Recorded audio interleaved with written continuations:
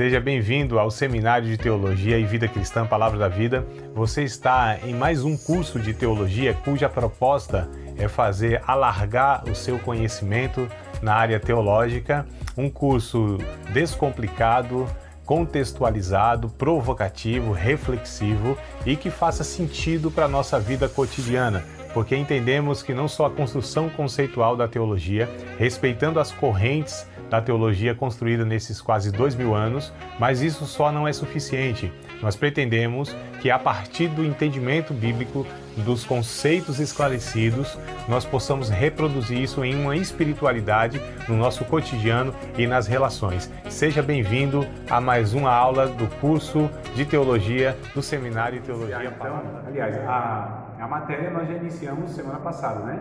Uma aula mais introdutória, mais panorâmica. E hoje a gente vai pontuar então a cosmovisão, o que eu quero conversar com vocês, tá? Vocês aí, vocês aqui, vocês não sei aonde. A gente vai falar sobre cosmovisão. Antes que eu fale sobre cosmovisão, ó, uns livrinhos, né? Que eu estou indicando aqui, ó. Deixar aqui registrado também para quem depois for ver a gravação, tá? Esse livrinho aqui, ó. Cosmovisão Cristã e Transformação. Um livro excelente, excelente, excelente mesmo. Um livraço, depois eu posto lá no grupo, né? Mas só para vocês entenderem, porque eu gostaria muito que vocês conhecessem no mínimo 4 autores, tá? 2 estão nesse livro, um faz o prefácio e o outro que não está aqui, né? E o único vivo, aliás, que é o Guilherme de Carvalho. Guilherme de Carvalho, depois eu passo tudo lá no WhatsApp, tal, no grupo, mas só para que vocês conheçam. A gente vai falar sobre cosmovisão cristã e a gente tem alguns autores que são assim, autores referência na história, né? Amsterdã, meu Deus do céu, onde fica Amsterdã? Holanda, né? Um holandês, um norte-americano, 2 ou 3 norte-americanos e um brasileiro. Então, eu gostaria que vocês tivessem algum contato. Alguns livros eu indico, né? Alguns pensamentos. Esses livros vão trazer, tá? Não são escritos por eles, são pessoas que escreveram e resumiram, né, alguns pensamentos deles. E a respeito sobre isso aqui que a gente vai falar, sobre cosmovisão. Não só essa cosmovisão, mas essa matéria toda tem alguns pontos que eles trabalharam, né, na teologia. É bíblico, só que eles trouxeram isso, né, de uma maneira mais elaborada, teoricamente e tudo mais. Um é o Abraham Kuyper, o outro é Herman Doyert, esse é o holandês, né? Aí depois vem o Francis Schaeffer e o brasileiro que inclusive é quem trouxe, o que propaga no Brasil aqui, né? Essas ideias de Francis Schaeffer, que é o Guilherme de Carvalho, tá? A gente tem um chamado Hans Huckmacher, né, que é até cantado naquela música, nem lembro quem canta. Palavra Antiga, isso. Você sempre me salvando, né, Nathalie? Porque eu sou desatualizado. Então, ele canta aí, né? Dizendo para o jovem não cristão que ele lê Jean-Paul Sartre e ele, Hans Huckmacher, né? Então é esse teólogo também, esse irmão que trabalhou essa ideia de teologia e cultura. Fazer esse diálogo, né? Como que a teologia ela lida com a questão da cultura. Então isso é mais ou menos o que a gente vai falar sobre cosmovisão, né? Qual é a visão que a gente tem de tudo isso a partir da Bíblia. Então o primeiro livro é esse aqui, ó, Cosmovisão Cristã e Transformação. Esse aqui foi escrito até mesmo um layoutzinho mais para a geração de jovens. Nós participamos de alguma maneira, né? Porque é interessante você falar no meu tempo, não sei o que. Não, nós todos estamos vivendo no mesmo tempo. Dependendo da faixa etária, nós temos algumas categorias de pensamento que necessariamente não é da época que nós vivemos, porque existe essa transformação, né, de entendimento de mundo. A gente vai discutir isso também um pouquinho mais para frente, né, sobre essa questão de você ter categorias de pensamentos, né, de quando em quando. A gente até falou isso na matéria passada, se não me falha a memória. Esse livro aqui, muito bom, excelente. Gostaria também que vocês pudessem adquirir, só para vocês entenderem aqui um pouco mais do conteúdo.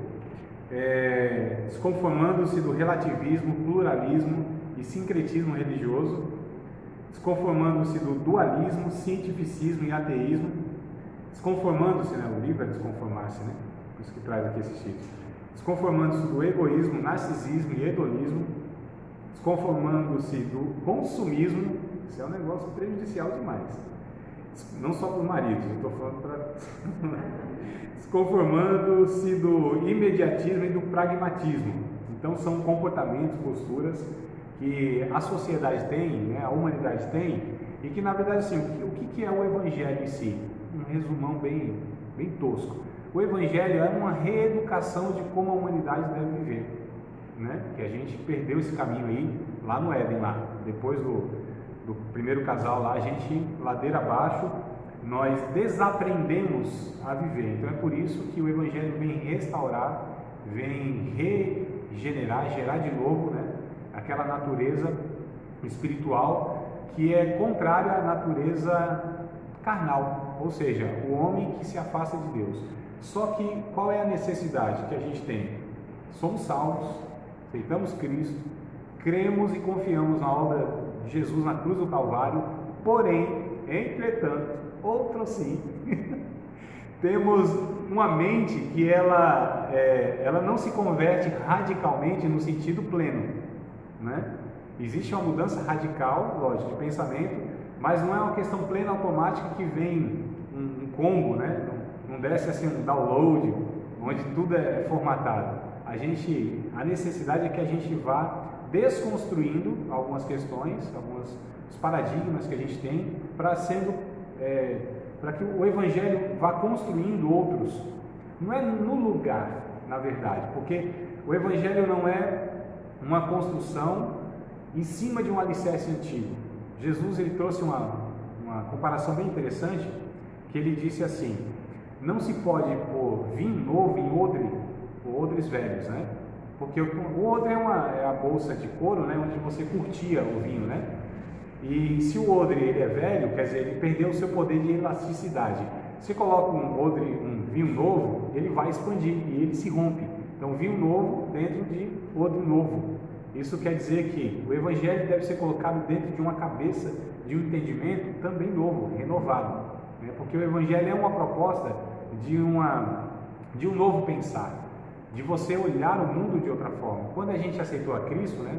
A maioria de nós, pelo menos eu entendo que aquele que é salvo necessariamente tem que passar por esse processo da regeneração. Então, o que acontece na regeneração é que a gente, quando é alcançado pelo Evangelho, a gente não tem a impressão assim, tipo, o mundo mudou, parece que as coisas mudaram. Nossa, a gente começa a perceber, a enxergar coisas que a gente não enxergava, né? De uma maneira totalmente diferente. Parece que foi nos dado um óculos, outro óculos, outra forma de ver a vida. Mas o mundo em si não mudou, continua a mesma coisa. Quem que mudou? Fomos nós, que fomos alcançados por esse poder regenerador, né? Que foi nos dado uma mente nova, uma capacidade de enxergar as coisas como Deus enxerga, né? Ou a partir da ótica de Deus. Mas o que acontece? Como eu disse, isso precisa ser trabalhado. Então nós temos ainda, eu estava discutindo com os irmãos na turma anterior a essa, né? Na outra transmissão, na outra aula, sobre a necessidade de diariamente a gente precisa ser reeducado todos os dias, reiterado todos os dias, assegurado das mesmas coisas, inclusive, todos os dias. Porque o poder de corrupção é tão grande na nossa vida que a gente assim se desfaz.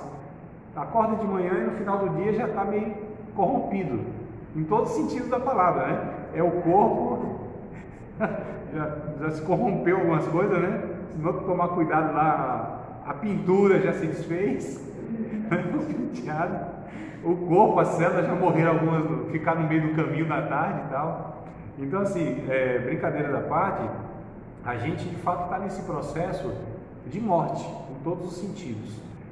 E, paralelamente, a gente está num processo também de vida, ou de uma construção de vida, até chegar à plenitude, é o que a Bíblia chama de santificação, esse processo de santificação. A santificação nada mais é do que a manutenção da salvação em nossa vida, e o aperfeiçoamento para nos levar à maturidade e à plenitude. Só vai chegar na eternidade, essa plenitude só na eternidade, mas aqui é necessário que a gente tenha esse processo diário, né, de manutenção. E isso se faz de muitas maneiras, a gente vai discutir um pouquinho mais para frente aí, tá? Só para falar para vocês então dos livros. Abraham Kuyper, vocês, não se assuste não com esse aqui, tá, irmão? Tem uma figura, vou até mostrar primeiro para os irmãos aqui para vocês não se assustarem aí, ó. Nossa cultura, vou subindo aqui para os irmãos, é que tem uma figura aqui que é meio feia, mas faz parte, né? Tá vendo, ó? Nossa cultura, agora é para vocês aqui, ó. E tá ao vivo aqui, ó. vendo? Vocês não vão olhar agora. Vai ficar brincando com vocês, coisa assim. Tá vendo aqui, amados? Ó, nossa cultura. Tem um gesto aqui, né? Mas fala-se da cultura. E é o contrário. Parece que aqui vai falar de coisas, né, obscenas ou que é contrário aos nossos valores. Pelo contrário. Aqui ele vai trabalhar a questão do resgate da nossa cultura no âmbito ético, moral. É bem interessante esse livro aqui também. Excelente. Mas bora lá. Isso aqui mais recomendação, mais é uma questão para situar a gente no que a gente vai falar. Bom, uma frase, já que eu falei do Abraham Kuyper, eu vou pegar uma frase dele aqui, que eu acho essa frase assim fantástica para a gente entender, para introduzir o que a gente quer falar, tá? Qual é a frase dele? Não há um único centímetro de metro quadrado nessa criação que Deus não possa falar, é meu. Olha só, o pensamento aqui resumido, né? Não há um centímetro de metro quadrado nessa existência, nessa criação, que Deus não possa falar, é meu. Ou seja, tudo pertence a Deus. Tudo é de Deus. Não tem essa ideia de que tem coisas que são de Deus e tem coisas que não são de Deus. Tudo é de Deus. A questão é que foi corrompido, né? E Deus tem trabalhado num processo de restauração disso. A gente está falando não só da humanidade, mas de toda a criação que foi afetada lá depois do Jardim do Éden. Eu tinha esquecido de uma frase do C.S. Lewis, que é bem interessante, né? Tinha esquecido, lembrei agora há pouco, e deixa eu falar antes que eu esqueça de novo. Que é a seguinte: o C.S. Lewis, ele disse que ele não acreditava no Sol porque ele viu o Sol, e sim porque através do Sol ele via todas as outras coisas. Então ele não acreditava em Deus porque ele via Deus, mas porque através de Deus ele consegue ver todas as coisas. Perceberam a ideia? Então, o que é a cosmovisão? Né? Cosmo, mundo, e visão. Então, visão de mundo. Compreensão que nós temos de mundo. Então, é interessante nós lermos aqui o texto de Salmos 34, verso 6. 36, verso 9. Salmos 36, verso 9.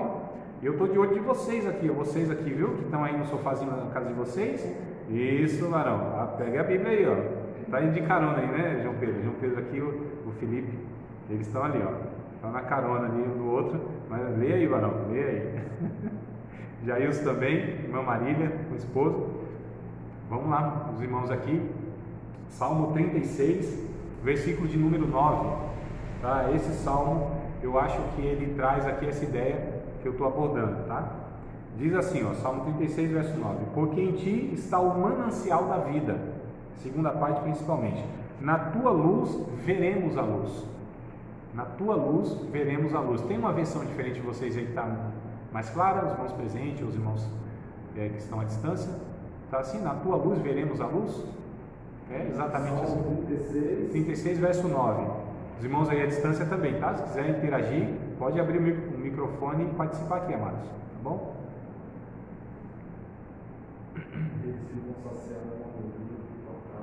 É a segunda parte que eu quero pegar, né? Que é na tua luz veremos a luz, né? Ou na tua luz nós vemos. Pois a fonte da vida está em ti, e com a tua luz nós nos vemos a luz. Olha, então a ideia é que a partir da luz de Deus iluminar, é que nós teremos capacidade de enxergar de fato as coisas como são. Porque na verdade, amado, o ser humano sem Deus, sem a revelação de Deus, sem a ação do Espírito Santo, ele é cego, entendimento cegado. E a gente vai ver isso em 2 Coríntios capítulo 4, versículo de número 4.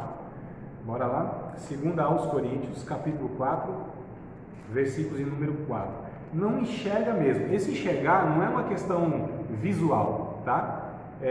Entenda sempre a questão, né, de enxergar como entender, de ter a clareza da vontade de Deus, de enxergar aquilo como algo correto, né? Então, 2 Coríntios, capítulo 4, versículo 4, deixa eu ver se eu não estou enganado, né? Estou puxando aqui na memória, mas acredito que é isso mesmo, exato. 2 Coríntios, não é a primeira carta, é a segunda, tá? Diz assim: nos quais o Deus deste século cegou o entendimento dos incrédulos, para que não lhes resplandeça a luz do Evangelho da glória de Cristo, que é a imagem de Deus. Então, olha o que Paulo vai falar a respeito dos incrédulos, aqueles que não nasceram de novo, aqueles que não têm o Espírito Santo, aqueles que não têm a revelação. que eles são cegos, espiritualmente falando, não compreendem, não conseguem enxergar o Criador, né? Acreditam em tantas coisas na ciência como parâmetro de verdade, e a gente vai ver inclusive aqui o que é verdade e o que não é verdade. Quem é que decide isso? Quem é que determina o que é certo e o que não é certo? O que é moralmente certo e o que não é? Será que é a ciência? Será que é a religião? Será que não é a cultura? Porque a gente tem, dependendo da cultura, das épocas, a escravidão já foi legal, né? Já foi tido como algo normal, o infanticídio já foi, a eugenia já foi tido também como algo, né? Não, é isso aqui mesmo. A zoofilia, irmãos, já foi uma prática, né? Também, assim, a homossexualidade, as pessoas pensam que esse comportamento é algo novo. Não, na época, os gregos lá, a maioria dos imperadores, eles eram homossexuais e tudo mais, né? Então a gente vê que esses paradigmas, esses conceitos, eles vão depender muito de época e cultura. Mas a pergunta nossa é, o que de fato é vontade de Deus? O que é correto? Um ateu, inclusive, ele disse o seguinte: se eu não creio em Deus, não acredito que Deus existe, mas se ele existe, deve ter também uma forma correta de viver, né? Porque se Deus é o Criador, ele estabeleceu para a sua criação e para a sua criatura, ou para as suas criaturas, também uma forma correta de viver. Então, onde nós buscamos esse olhar do correto, essa cosmovisão, a gente vai ver aqui na Bíblia Sagrada. A Bíblia é quem nos deve dar a visão, né, o entendimento, a clareza de como nós, não só como, mas o porquê e para que nós fazemos as coisas, vivemos. Nós não bancamos a nossa vida, ninguém sabe viver a parte de Deus. A gente faz coisas totalmente equivocadas, né, irmão? Não é só o fazer em si, eu digo o propósito de vida, a vida que se leva. Então a gente não sabe. Em tempos a gente acha que já foi um tempo que a gente entendeu, estou falando a gente, humanidade, né? Generalizando aqui, de forma mais genérica. A gente entendeu que a família era uma prioridade, né? Você ter um tipo de relacionamento, aquilo era bom. Em outro tempo já se entendeu que, ou hoje se entende, melhor dizendo, só para pegar pontualmente, que os bens, a propriedade privada, isso de fato é que é uma vida boa. O que é uma vida boa? Você tem fama, você desfruta dos prazeres que essa vida pode dar, e se você tem riquezas, é o tripé da humanidade, né? A humanidade hoje, sem Deus, busca isso. E eu falo sem Deus, mas infelizmente ainda na cabeça de muitas pessoas que professam o Evangelho, vivem também da mesma forma. Só que a gente precisa entender, mas calma aí, será que da forma como a cultura vive, ou melhor, a sociedade inserida nas culturas que nós temos hoje, a época, o entendimento que se tem hoje, será que isso é vontade de Deus? E nós como cristãos podemos, é coerente que a gente viva também da mesma forma? Acredito que não, né? Porque o mundo, como diz o texto aqui, os infernos, eles estão cegos diante da vontade de Deus. Porque sem Deus, de fato, a gente não tem a visão correta do mundo, né? Então, bora lá. 1 Coríntios, capítulo 10, versículo de número 26. 1 Coríntios 10 e 26. A cosmovisão que a gente vai trabalhar, a ideia é o seguinte, essa que eu disse no começo, né, da nossa conversa. Tudo é de Deus, irmãos. Tudo é de Deus. Tudo é de Deus. Não tem nada que a gente fala, não, isso aqui é do diabo. Não tem. A questão que se tem é que o diabo tenta se apropriar, né, de algumas coisas. Mas, como a nossa visão, como eu disse, ela foi cegada, e depois que a gente aceitou Jesus, embora a gente enxergue algumas coisas, mas tem algumas óticas, ou nós somos míopes, né? Nós temos aí estigmatismo,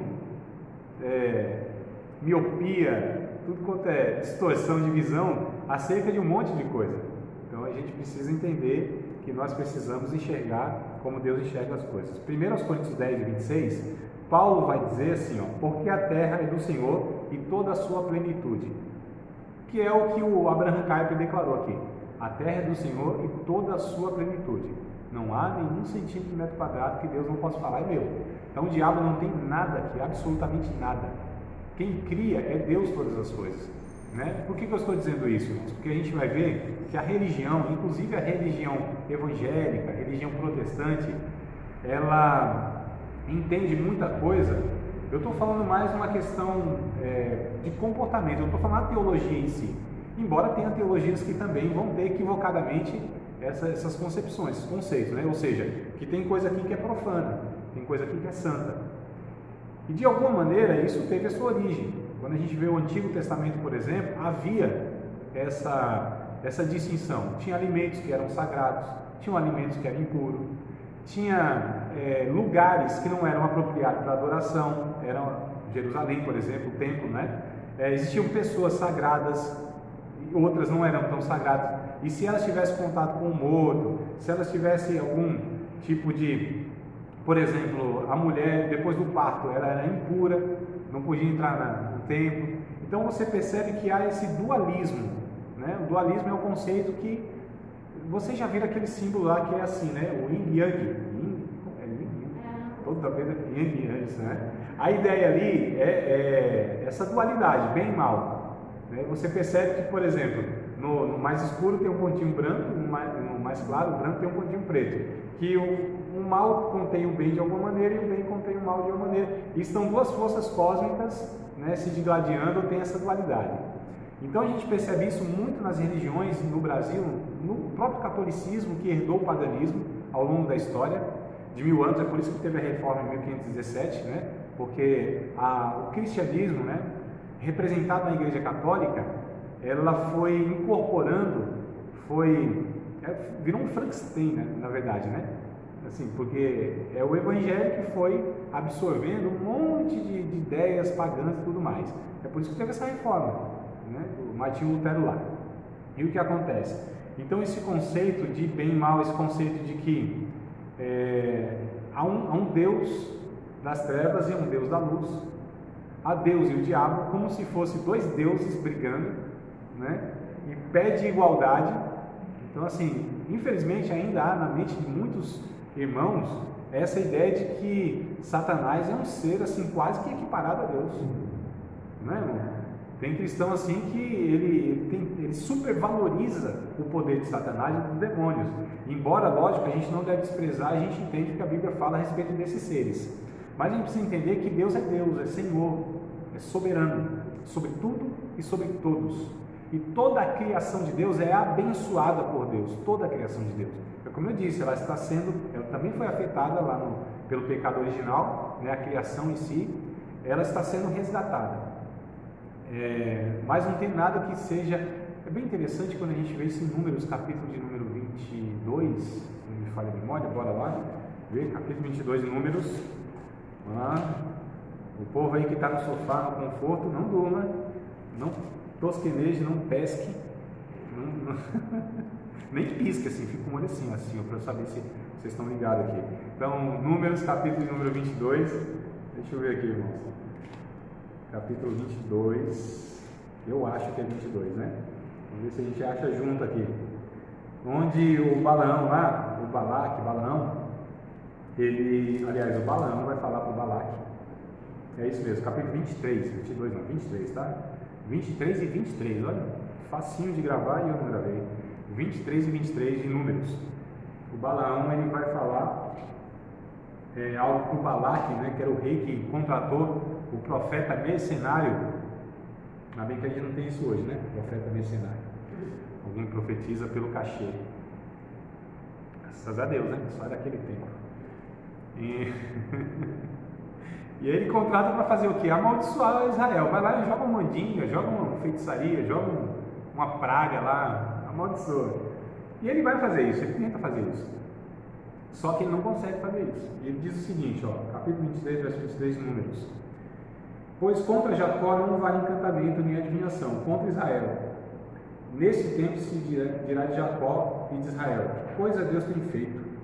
Então, contra Jacó não vale encantamento nem adivinhação. Aqui lógico que é uma representação, né? Não é o Jacó em si, mas a nação, o povo de Deus. Então não há, amados, não há, nem aqui no Antigo Testamento, muito menos no Novo Testamento, que a aliança pelo sangue de Cristo, nós somos a habitação, literalmente, a habitação do Espírito Santo. É uma aliança muito mais poderosa, porque o sangue de Jesus Cristo, né, a obra de Cristo, possibilitou esse reconciliação, melhor dizendo, de nós com Deus. nos tirou toda e qualquer espécie de maldição. Olha a ideia equivocada que se tem de alguns irmãos, né? Alguns movimentos religiosos, que a gente precisa fazer algumas coisas para quebrar algumas maldições que são hereditárias. Isso não é ensino bíblico, de forma alguma. Percebe? O que a gente está falando aqui? De percepções, de visões, de compreensões. Isso é cosmovisão. Então, o que é cosmovisão? Eu anotei aqui só para a gente ver se consegue estar didaticamente, né, entendendo um pouquinho melhor. Uma cosmovisão é uma série de crenças, tá? Se vocês quiserem anotar para ficar aí de repente mais claro, né, na questão da anotação.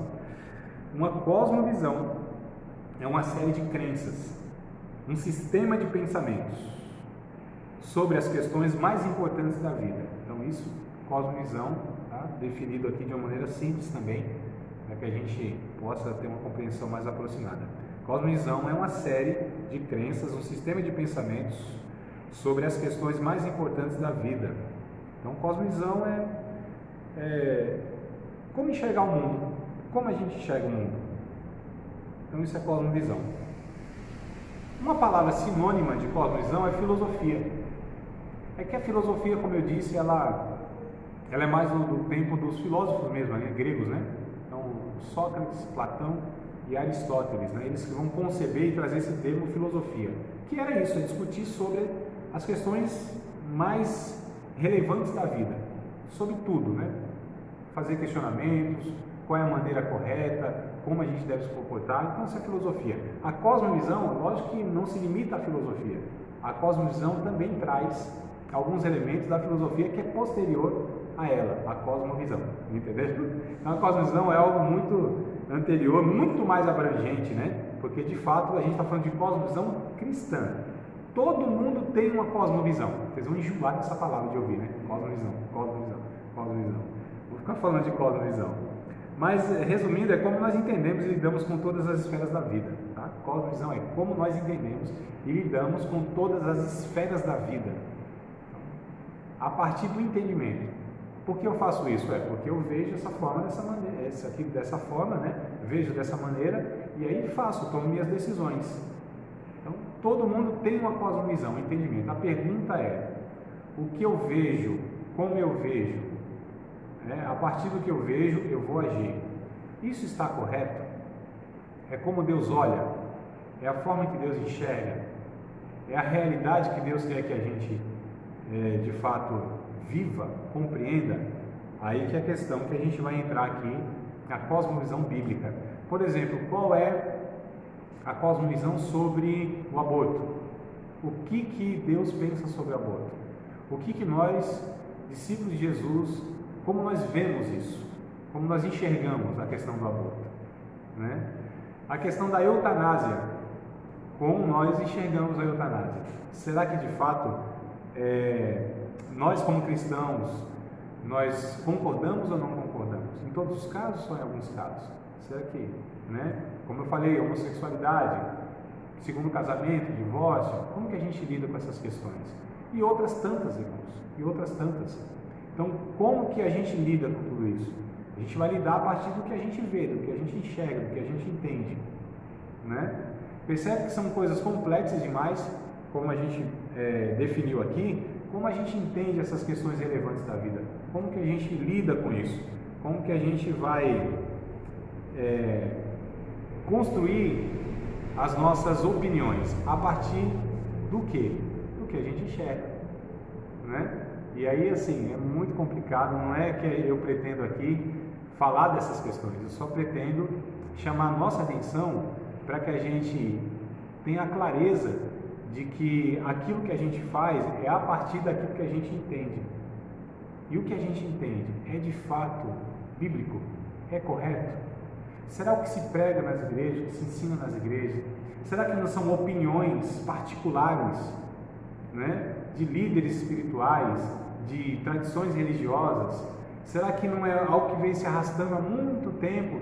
E por vir se arrastando há muito tempo, a gente acha que aquilo é vontade de Deus? Porque a igreja já pecou demais ao longo da história, continua pecando, no sentido de que compreende coisas que não é vontade de Deus. Ela representa teoricamente, né, socialmente, historicamente, o Evangelho, mas nem sempre conseguiu reproduzir isso, ou seja, o Evangelho nas suas opiniões, através dos seus livros e o que prega. Então, é um negócio assim complexo demais, mas vamos lá, que a gente pretende simplificar, né? A ideia é essa, né, irmão? Simplificar, né? Pegar essas coisas complexas e simplificar. Anotei aqui alguns textos bíblicos para a gente também extrair da Bíblia, né? Colossenses 2:8. Colossenses, capítulo 2, versículo 8. Vamos lá, os varões que estão aí no sofá, sentado eternamente em sofás esplêndidos. Agora tem que vigiar os daqui e os de lá. Tem que ficar de olho no peixe e no gato. Estou na cadeira. Tá na cadeira, né, meu marido? Já tá. Ai, meu Deus do céu. Eu tenho que ficar agora, para usar um termo mais religioso, né? Um olho no padre e outro na missa. Então vamos lá, irmão, acompanhando a leitura aí para vocês. Não. Colossenses, capítulo 2, versículo número 8. Vamos ver aqui, a Bíblia vai falando a respeito dessas questões aqui que a gente pretende abordar. Se eu achar, fica bom também, né? Aqui, achei, pronto. Colossenses 2:8 diz assim: tende cuidado para que ninguém vos faça presa sua por meio de filosofias e vãs sutilezas, segundo a tradição dos homens, segundo os rudimentos do mundo e não segundo Cristo. Veja bem que coisa interessante. Já nessa época de Paulo aqui, esses irmãos lá da cidade de Colossos, esses irmãos, eles acreditaram em Cristo, creram no Evangelho, mas chegaram algumas pessoas lá ensinando, né? Na verdade foi uma mistura, né? desses ensinadores. Ensinavam para eles uma espécie de judaísmo que era extra-bíblico, né? Porque já naquela época tinha um ensinamento que saiu do judaísmo. Hoje a gente chama de judaísmo místico, né? Até hoje tem, que é a Kabbalah. Já ouviram falar? Não, na Kabbalah é Kabbalah, né? A gente ouve, mas a pronúncia mais correta é Kabbalah, que é mais ou menos um misticismo do judaísmo. É um negócio doido assim, uma coisa, né? Totalmente distorcido do próprio judaísmo. Então, havia aqui nessa igreja de Colossos alguns que ensinavam parte do judaísmo, alguma coisa do evangelho e também, agora esqueci, mas tinha uma terceira fonte lá que eles usavam, ou seja, era um sincretismo, era uma mistura de crenças. E aí Paulo alerta, vocês tenham cuidado para que ninguém faça presa deles, né? Vocês presa deles, por meio de filosofias e vãs sutilezas, segundo as tradições dos homens. Então, olha só, na época de Paulo já havia essa mistura de ensinos, na época de Paulo, sempre houve isso aí. Mas aqui a gente vê acentuado e já trazendo outras cosmovisões. Hoje, né? Hoje muito mais ainda. Hoje de doutrina, cada um leva para um lado, cada um tem a sua forma de se expressar, de levar para uma linha. Sim, tudo isso são cosmovisões. E quanto mais vai se passando o tempo, hoje a gente tem, em relação à época do Paulo, por exemplo, a gente tem 2000 anos, né? Então a gente tem muito mais cosmovisões. Ou seja, muitos olhares. E a questão a gente vai trabalhar aqui sobre o relativismo, né? Que a gente viu aqui no livro que traz o relativismo. Então você tem hoje a ideia, né? Principalmente a partir da pós-modernidade, né? Que lembra da matéria passada que a gente falou sobre isso? A pós-modernidade tirou o centro. Antes você tinha paradigmas, antes você tinha referências, verdades estabelecidas. Família é isso, valor, né, moral é isso, ético é isso. Então você tinha paradigmas. A humanidade veio arrastando esses paradigmas até certa época. Chegou na época recente da pós-modernidade, deixa eu ver aqui para não errar muito, né? Mas sei lá, um século e pouco para cá, essas coisas mudaram drasticamente. Menos, se a gente pega 50 anos atrás, nós tínhamos ainda em muitas nações, em muitos países, o ensino chamado de judaico-cristão, que é um conjunto, né, de valores e princípios que regia quem era cristão ou não. A gente está falando de sociedades que ainda viviam pautadas, né, por essas verdades. Então veio o relativismo. Não, verdade não, tem a minha verdade, a sua verdade. Então assim, ficou uma loucura só, porque cada um enxerga e o que ele enxerga, inclusive, ele diz que é verdade. Mas a questão é, calma aí, só tem uma verdade a respeito da realidade. Essa que é a questão. Verdade a respeito da realidade. E o que é realidade? É aquilo que Deus criou. Tudo o resto são ilusões nossas. Então Deus cria uma realidade. E a minha ilusão não altera a realidade de Deus. Por exemplo, não acredito que existe Deus. Ele está lá bonitinho e não vai ser alterado em nada. A minha crença, a minha cosmovisão, a minha opinião não altera a realidade, porque a realidade é estabelecida pelo Criador, né? Não acredito que haverá juízo final, julgamento. Não acredito que haverá inferno. Não muda em nada. As coisas estão lá estabelecidas. Então a minha opinião, a minha visão, o meu achismo não vai alterar realidades. Eu não creio na lei da física. Se joga de 20 metros aí para você ver. Então eu não consigo mudar porque eu creio nisso ou naquilo. São realidades estabelecidas. Então o que é verdade? É o que é realidade. E o que é realidade? É aquilo que o Criador, Deus, estabeleceu. Independente da minha crença, eu não altero em nada. Eu não tenho essa capacidade de alterar realidades, né? Então quando Jesus diz assim, eu sou o caminho, a verdade e a vida, ele de fato estava falando, eu sou o único meio de aproximar vocês de Deus